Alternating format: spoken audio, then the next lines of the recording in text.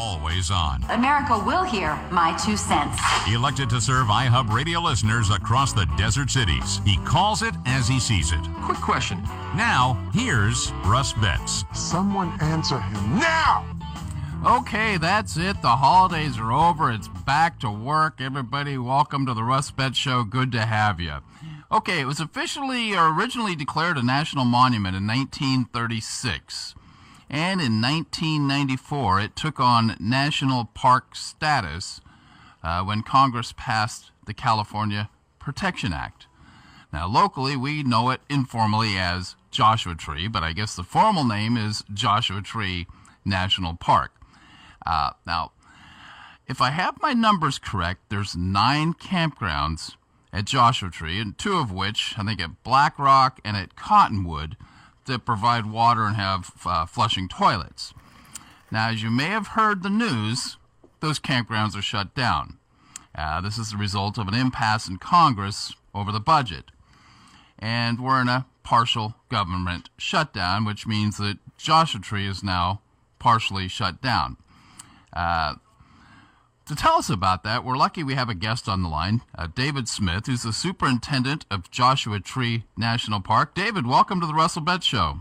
Good afternoon. How you doing? Good, good. All right, so I got your title correct, superintendent, right? Well, yeah, I'm the furloughed superintendent right now, but I'm still the superintendent. Do they change your business card and put furloughed on there, or just... No, because that would cost money, and we don't have a budget right now, so no business cards. Okay, well, hey, thanks for filling us in. There's a lot of people asking what's going on up there. People are told they can drive through, but they can't camp. Can you give us a quick rundown on the status? I know it's confusing. So historically, when we've had a lapse in funding, all national parks have just been shuttered. They've been closed down. But with the new administration, the president really felt strongly that if we do have a shutdown, there still should be access to the parks. So as a result, we tried to keep the park open as much as possible. This afternoon, we did make the decision to go ahead and close down the campsites. We were having some sewage issues in some of them, and also a lot of off-road activity around the campgrounds where people were making new sites. I've never seen numbers like we saw this last holiday period, especially over New Year's Day yesterday. It was crazy in the park.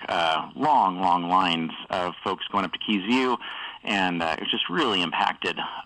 So we made the call to go ahead and close down the campgrounds because the sewage is coming up over the top in some of the vault toilets.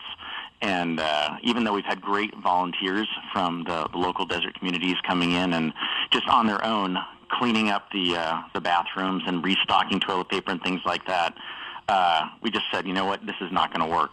So they are closed effective today. Okay, so there is something that you, as the park employees, do, basically keep everybody in line and keep the public from destroying the place, right?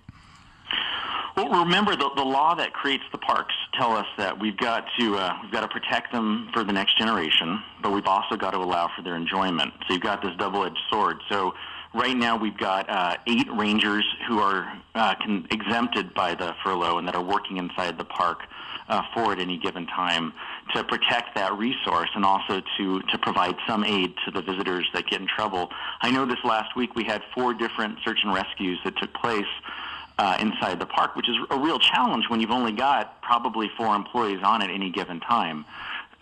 So we still are trying to keep the parks open, do basic operations, but we don't have any staff to do it with. Okay, well, I think everybody is really appreciative of the effort you're making, that they can at least get up there and see the park if they can't go camping. It's a little cold out there today, so maybe not.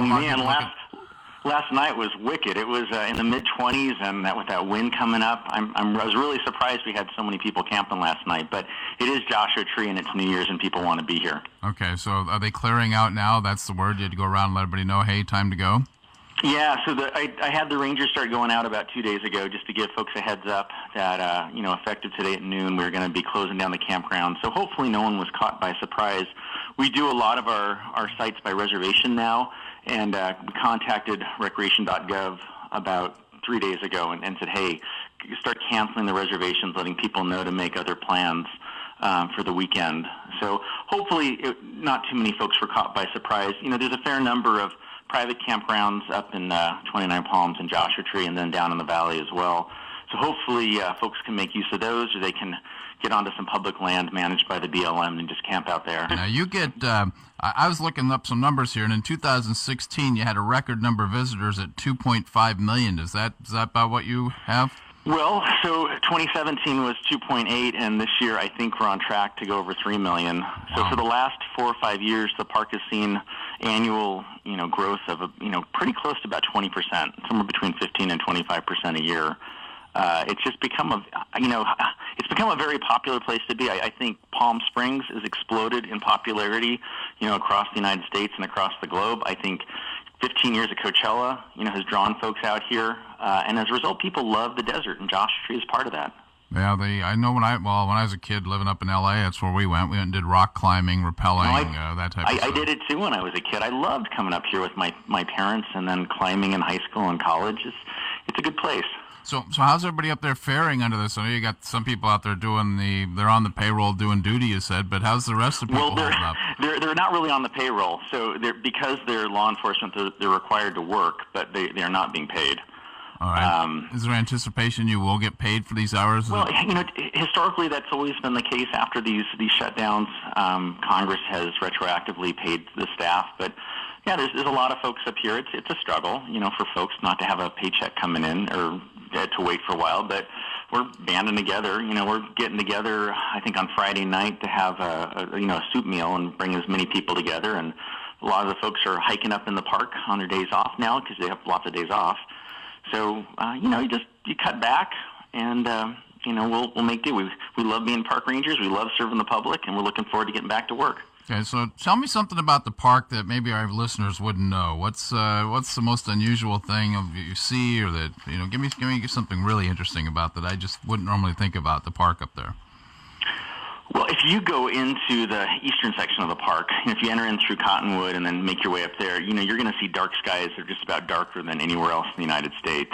So, Josh Tree, great for dark skies. The temperature change from down in the Pinto Basin up to, Keys View, that's about 25 degrees Fahrenheit. So, if you're on a hot day in Palm Springs, consider taking a trip up to Keys View. That's close to 6,000 feet, and it's going to be about 25 degrees cooler. So, summer now, here's a kind of a fun one. Summer now has become an extremely popular time with European visitors. They come out here specifically because they want to enjoy the heat. They want to see what it's like to be at a 110, 115 degree park. I know Death Valley has seen a surge in visitors, just really anxious to see the thermostat or the thermometer make it up to 128. So I think July or August is now their busiest time of year. We're seeing the same thing in Desert Hot Springs with some. We have a lot of boutique spa hotels that one we draw on Joshua Tree for visitors. So thank you very much. And but it also we see the Europeans coming in, particularly the Germans. Love it in the summertime. It amazes me, but hey, if you like 120 degrees, great, huh? Yeah. Well, here's something else to think about. We've been doing a lot of work with some of our partners like Mojave Desert Land Trust and the Conservancy down there in the valley to actually get a trail up Long Canyon. So that's just outside of Desert Hot Springs. So folks that are your listeners that are down in Desert Hot Springs, that trail, hopefully we're going to have a nice trailhead on the southern and the northern portion in the next year or so. And that's going to be done through donations by private partners and nonprofits. So there's some good hiking just in your backyard. How's the funding on that? Is it all secured for the trailhead? Well, that's all coming from nonprofits that have already, got the money in hand. So, we're going to help out with designing signs and things like that, but it's not really going to cost the park all that much. So the funding pretty much is all there. It's just a matter of getting the labor out there and getting all the compliance done to get the trail established. Well, that's certainly good news. There's been a lot of people in our city hoping for that one for a long time.